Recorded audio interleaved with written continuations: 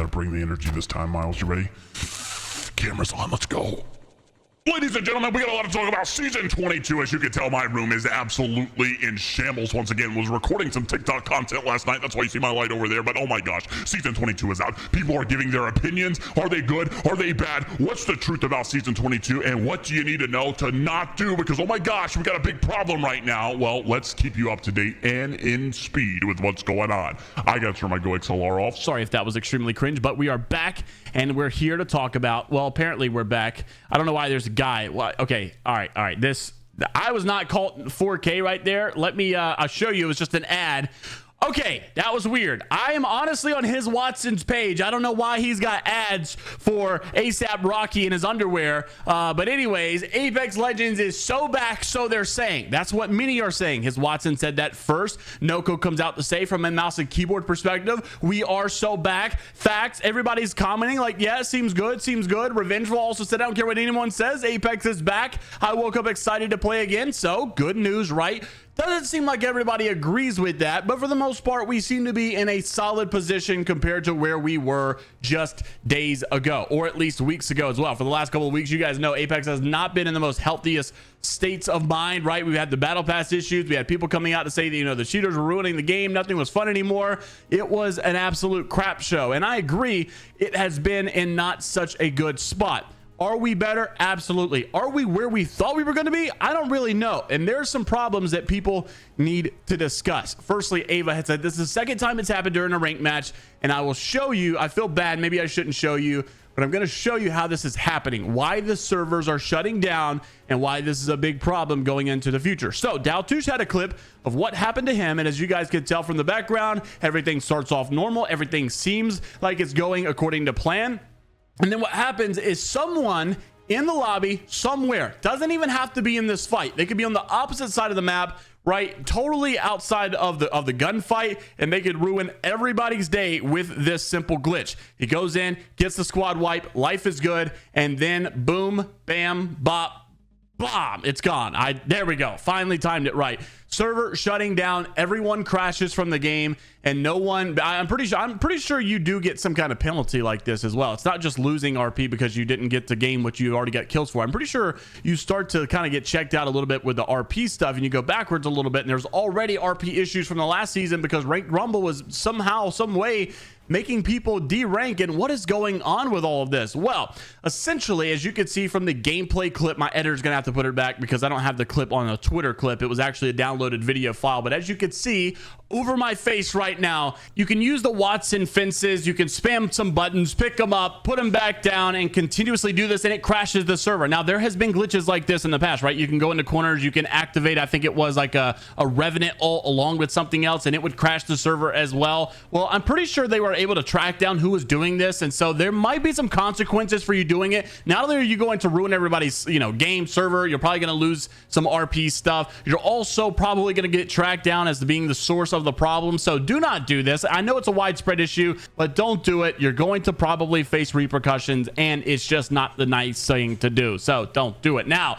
aim assist conversations. Of course, we knew this was going to be a big one, and a lot of you called it. I saw your comments. Despite the nerf, people are still going to cry about it, right? Well, here's the conversation we're getting into now. Hyperlite comes out, and obviously this is a guy who's played mouse and keyboard, played controller as of late as well. He knows both. He is, I would say, a good, fair opinion because he's neutral. He's played both very actively and has actually had good results in both of them. So aim assist is still very strong. The only thing that can change that is if we end up in a Gibby meta again, and even then it would still be pretty solid. Many people are saying that it does feel the same. It doesn't really feel that much different. One person had asked, strong as in feels the same or strong as in mouse and keyboard can now compete, and he was just saying it feels the exact same. So many people called it out. I knew it would be a mere hours before y'all started crying again. So of course the conversation is back. Monsoon comes out, another mouse and keyboard player, right? And he says this: the fact that they actually nerfed aim assist means that aim assist was overtuned and broken the entire freaking time, and people died on the hill that mouse and keyboard players are just crying.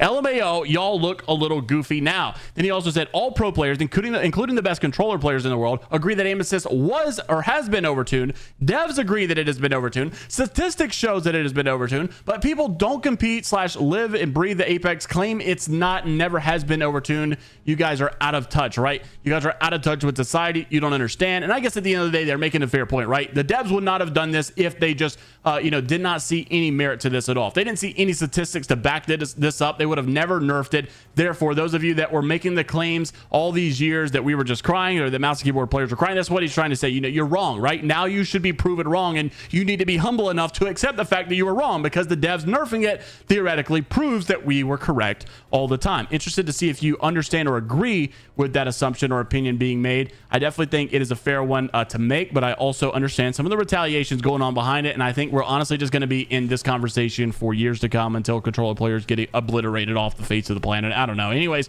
also got to talk about some of the conversations with the map and some of the new features. I thought this was interesting because while I thought the new map was like, yeah, we're looking at a new map. This is the biggest season of the year, right? We're always kind of fed with that. I don't think that the new map launch is quite going as good as I had hoped it was, but I do think the overall season launch is probably putting us in a much better spot than where we were weeks ago, right? I still think that this is a good season when you compare it to the last, but I don't know if this one is as clean or cut and dry that I thought a lot of people were expecting. First thoughts on the new map from a competitive perspective. This is coming from Chrono, and many people are sharing this opinion that the POIs are massive, maybe a little too big. Maybe the map is a little too big. Some of these POIs are obviously going to require 2 teams to loot, almost all of them actually, and the height fighting does look refreshing, and the building designs are sick. I've seen some people complain about the design being too complicated, but I think that's just because it's new.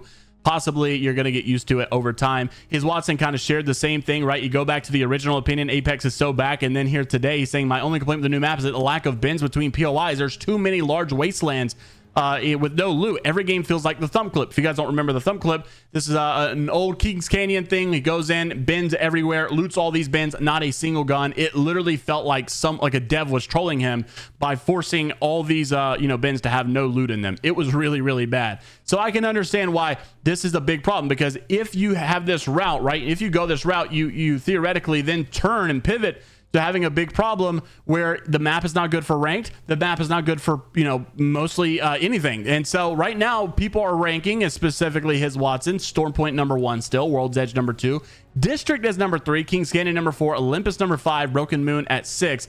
Now whether this is based on ranked, comp, pubs, don't know. I know that a lot of people are obviously playing ranked right now. Possibly that's the direction that this one goes. But I do think that you have problems with Broken Moon's biggest gripe right at the beginning was that it's boring for pubs, it's bad for ranked, and therefore it's bad for everything, right? If you're not having a good load of action in pubs, like Kings Canyon is really good for pubs, then it makes the map boring. If the map has bad choke points and such, and it's not good for ranked, then it's not going to be good for, ranked or comp. And so therefore it just becomes an overall bad map, as where Olympus and Kings Canyon are really good for pubs, not so amazing for ranked. Stormpoint and World's Edge, pretty good for pubs, really good for ranked and comp. So, now Broken Moon is getting better over time. I like the new updates. I get all of that, but I think that many people are hoping a little bit better for District. Maybe we get some, some changes or some hot fixes or something that makes things a little bit more balanced, or maybe players find a new meta that makes this a little bit better. But I think the overall assumption right now is that the map might be a little too big. It might be a little too complex, and maybe it's not ideal. However, I think it's very important to note we're only a day in this season. I think it's way too quick to make some claims yet. I think we need more time. We need actual ranked statistics to go into this. We need more comp statistics before we start making these assumptions.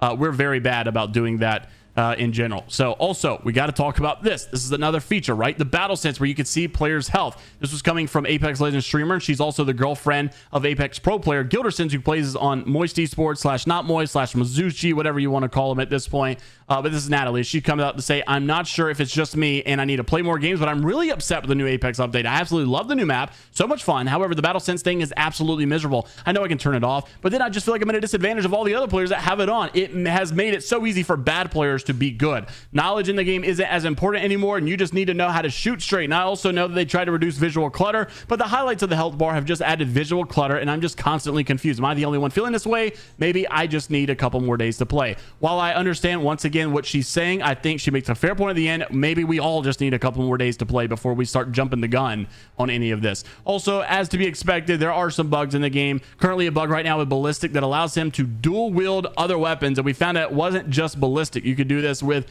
many other legends as well. I've also found that the akimbo weapons seem to be a lot of fun for people to use. The Mozambique specifically, I think, is getting a lot of attention from people, and I'm hoping that honestly the akimbo days are just going to be some of our brightest days. I think it's going to be some really good content coming out of some of these new features like that. Also, duos coming back. There's been some crazy playlist speculations. We saw duos and quads there at the same time yesterday. The trios mode, the new trios spinoff that they had was gone. I don't know what's going on with the playlist. Regardless, we're hearing from Leaker that duos will be coming back on September the 3rd to September the 17th. So interested to see how all of that works out with their new playlist. And season 23 codename is now Cosmic. Interested to see what that season is going to entail, especially with its expected legend updates. Let me know what your thoughts are down in the comment section below about season 22. What are your initial impressions? Is it actually good? What's the truth? Is it really a bad season? Is it something that we've expected? Is it where we wanted to go?